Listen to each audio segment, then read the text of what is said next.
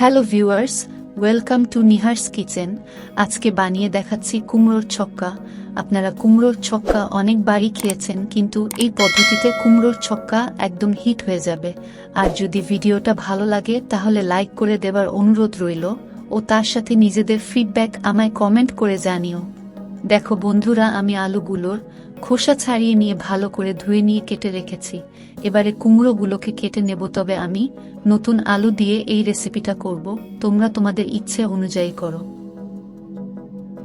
এবারে নারকেলগুলোকে কুড়িয়ে নেব। আমি মিক্সার দিয়েই নারকেলের পেস্ট করে নিয়েছি, তবে তোমরা চাইলে কুচানো নারকেলও দিতে পারো। আমি এরম পেস্ট করে দিচ্ছি যাতে তরকারিতে ভালোভাবে মিশে যায়।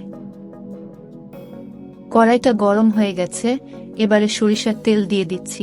দিয়ে আলুগুলোকে দিয়ে দেব কড়াইতে ভেজে নেওয়ার জন্য। খুব বেশি সময় দিয়ে ভাজবো না, জাস্ট একটু ভাজা হয়ে গেলেই তুলে নেব একটা অন্য পাত্রে।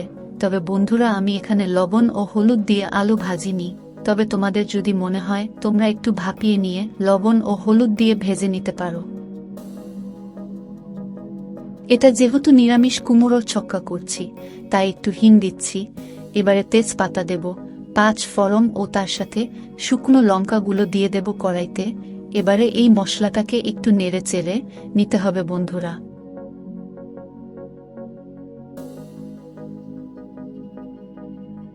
মশলাগুলো অনেকটাই ভাজা হয়ে গেছে।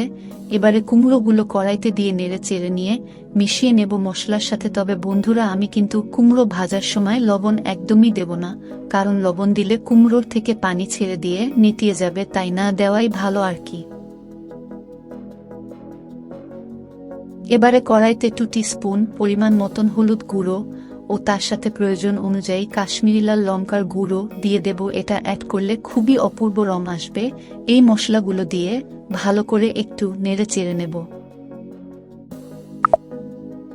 এবারে কড়াইতে আদা ও কাঁচা লঙ্কার পেস্ট দিয়ে দিচ্ছি। দিয়ে মশলাটা ভালো করে একটু নেড়ে চেড়ে নিতে হবে, যাতে ওর কাঁচা ভাবটা চলে যায়। তবে বন্ধুরা, আমি যেমন পেস্ট করে নিয়ে দিলাম, তোমরা চাইলে হামালদিস্তাতে বেটে নিতেও পারো।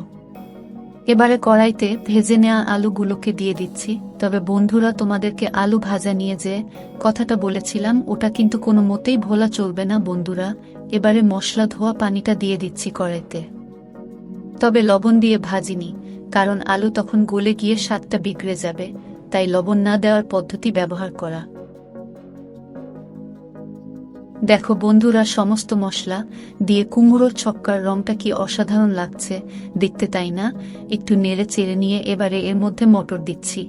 আমি মটরগুলোকে রাত্রে পানিতে ভিজিয়ে রেখেছিলাম, দিয়ে প্রেসার কুকারে 2 থেকে 3টে হুইসেল দিয়ে রেখেছি, যাতে 80% কুক হয়ে যায়। এবারে হালকা উষ্ণ গরম পানি দিয়ে দিচ্ছি কড়াইতে। বন্ধুরা, তোমাদেরকেও একটু গরম পানির ব্যবস্থা করতে হবে। এবারে অল্প অল্প করে পানি দেব, দিয়ে ভালো করে নেড়ে চেড়ে নেব। এবারে কড়াইতে পরিমাণ মতন লবণ দিয়ে দিচ্ছি। তোমরা তোমাদের স্বাদ অনুযায়ী লবণ দেবে। আবারও একটু ভালো করে নেড়ে চেড়ে নেব। দিয়ে 2 টিস্পুন পরিমাণ মতন চিনি দিয়ে দিচ্ছি। এটা দিলে স্বাদটা খুবই ভালো আসে। যারা খাবে দেবে, না হলে স্কিপও করতে পারো, সমস্যা নেই। বন্ধুরা, চিনি ও তার সাথে লবণ দেওয়ার পরে ভালো করে একটু নেড়ে চেড়ে নেব। দিয়ে কিছু সময়ের জন্য ঢাকনা চাপা দিয়ে সেদ্ধ হতে দেব সব কিছুকে। বন্ধুরা, ঢাকনা খুলে দেখে নিচ্ছি এবারে, আর একটু নেড়ে চেড়ে নিয়ে এবারে কড়াইতে ফাইনলি গুঁড়ো করে রাখা নারকেলগুলো দিয়ে দিচ্ছি।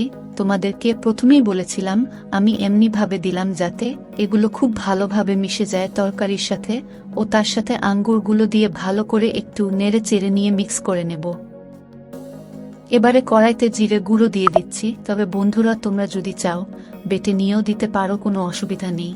আর একটা কথা, আঙ্গুর যদি মিষ্টি হয় তাহলে তো একদম জমে যাবে বন্ধু। যদি আঙ্গুর টক হয় তাহলে একটু কাটস অথবা পেস্ট করে নিয়েও দিতে পারো, সমস্যা নেই। আর বন্ধুরা, আঙ্গুর দিয়ে এই কুমড়োর ছক্কাকে একদমই হালকা ভাবে নেবে না, একবার এরম ভাবে বানিয়ে দেখো না। এই কুমড়োর ছক্কার রেসিপি পুরো বাউন্ডারির পারে চলে যাবে, এটা আমি গ্যারান্টি দিয়ে বলতে পারি। কুমড়োর ছক্কার রেসিপি রেডি হয়ে গেছে। এবারে ঢাকনা চাপা দিয়ে রেস্টে রাখবো কিছু সময়ের জন্য। বন্ধুরা, এবারে নামিয়ে নেব আমাদের কুমড়োর ছক্কা।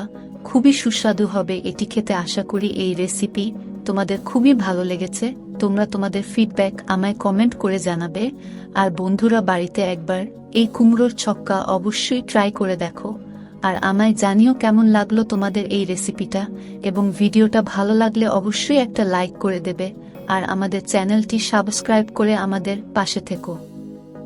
আর বন্ধুরা, আমাদের চ্যানেল ভিজিট করে দেখতে পারো, নিশ্চয়ই কোনো নতুন ও অসাধারণ রেসিপি তোমরা খুঁজে পাবে।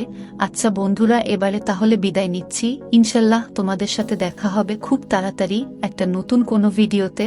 ভালো থাকবে, সুস্থ থাকবে। আল্লাহ হাফিজ।